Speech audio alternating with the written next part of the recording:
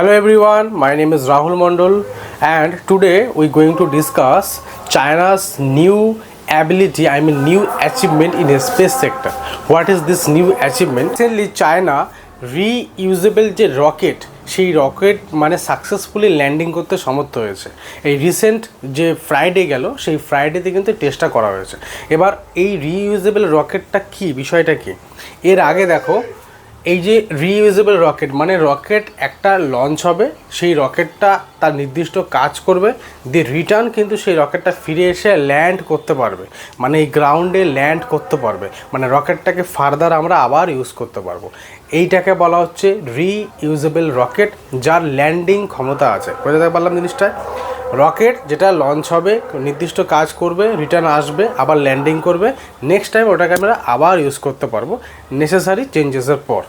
তো এটাকে বলা হচ্ছে রিইউজেবল রকেট, যেটা অনলি আমেরিকান যে কোম্পানি, দুটো কোম্পানি রয়েছে, একটা হচ্ছে গিয়ে ইলন মাস্কের স্পেস এক্স, আর তারপরে হচ্ছে জেফ বেজস অ্যামাজন কোম্পানির যে ফাউন্ডার, তার ব্লু অরিজিন যে কোম্পানি, স্পেস কোম্পানি, এই দুটো কোম্পানির এখন অবধি কিন্তু এই রিইউজেবল রকেট এর যে ল্যান্ডিং করার ক্ষমতা সেটা কিন্তু রয়েছে, রকেটটাকে ফার্দার আবার ইউজ করা যাবে।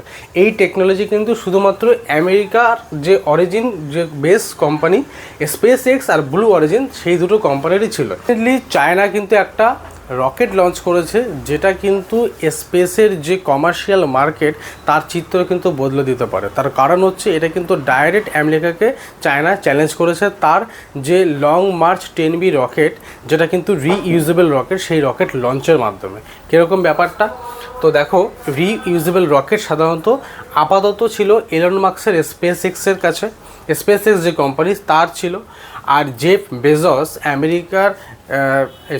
অ্যামাজন কোম্পানির যে ফাউন্ডার, তার যে স্পেস কোম্পানি ব্লু অরিজিন, এই কোম্পানির কাছে কিন্তু এই টেকনোলজি রয়েছে।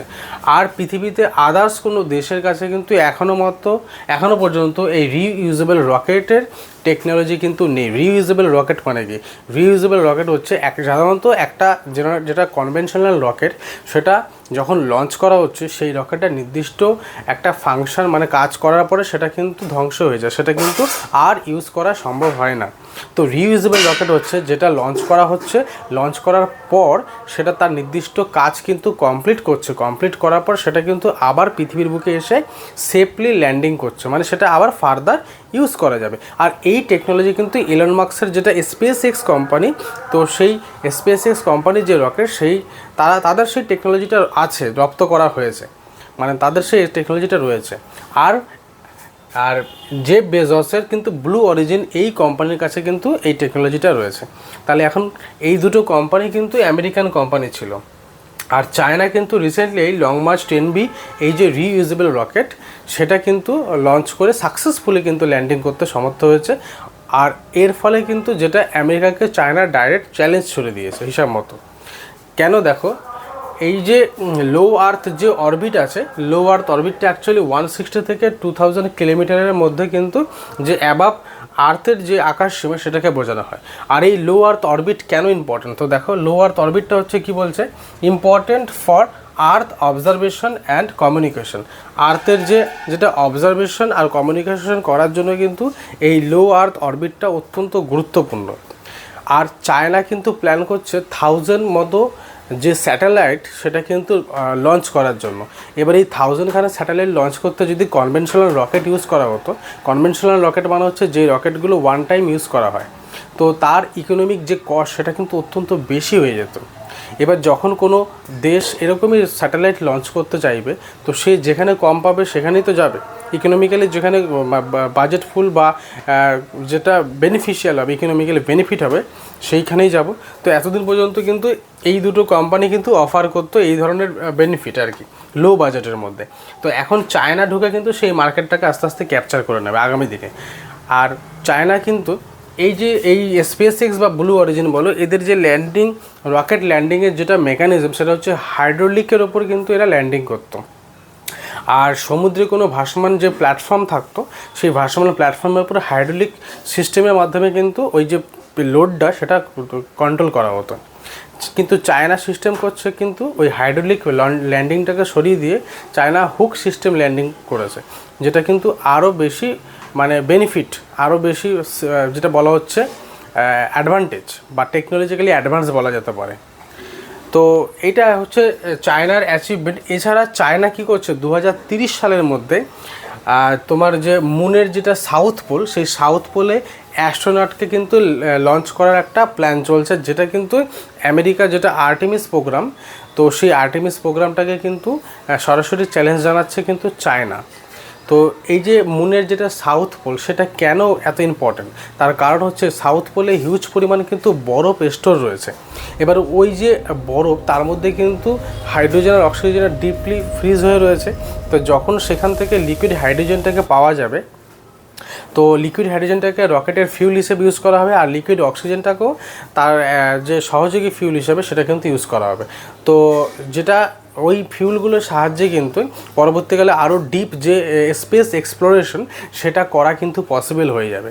আর ওই সাউথ পোলে, মুনের যেটা সাউথ পোল, সেখানে কিন্তু এই company space x, blue origin বলো বা চায়না বলো, এরা প্রত্যেকেই কিন্তু চাইছে যে ওখানটা কিন্তু একটা পার্মানেন্ট বেস করতে, মানে পার্মানেন্ট স্পেস স্টেশন তৈরি করতে যাচ্ছে, যাতে করে আরও ফার্দার এক্সপ্লোরেশন করা, ডিপ এক্সপ্লোরেশন করা সম্ভব হয়। ডিপ এক্সপ্লোরেশন মানে পৃথিবী থেকে ধরো চাঁদ থেকে আরও আগেই গেলাম ভেতরের দিকে, বুঝতে পারলো, এটাকে বলা হচ্ছে ডিপ এক্সপ্লোরেশন। তো এই কারণে কিন্তু চায়না আবার এই যে লং মার্চ 10B রকেটটাকেই কিন্তু ইউজ করতে চলেছে। আর এই যে স্পেস এক্সপ্লোরেশন সাধারণত অত্যন্ত কস্টলি হয়, আর যেই কারণে এই কমার্শিয়ালি যেটা আর কি লো বাজেট, যেটা লং মার্চ 10B, তো সেইটা ইউজ করলে কি হবে, টাকাটাও অর্থটাও কিন্তু অনেকটা সেভ হবে।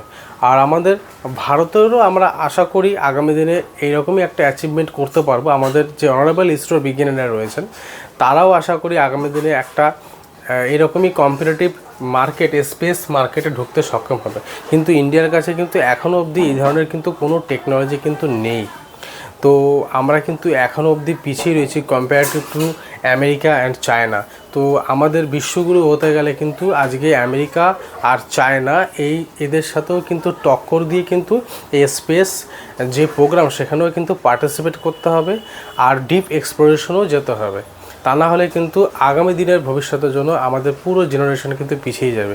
তো গভর্নমেন্টের উচিত আরও রিসার্চ অ্যান্ড ডেভেলপমেন্ট সেক্টরে ইনভেস্ট করা, যাতে করে ইয়াং জেনারেশন যারা ট্যালেন্টেড বা যারা টপ সায়েন্টিস্ট রয়েছেন, যারা ভারতের বাইরে কাজ করছে, তারা ভারতের সেই ইনসেন্টিভটা পেয়ে ভারতে ফিরিয়ে নিয়ে আসা হোক এবং তারা দেশের জন্য কাজ করুক।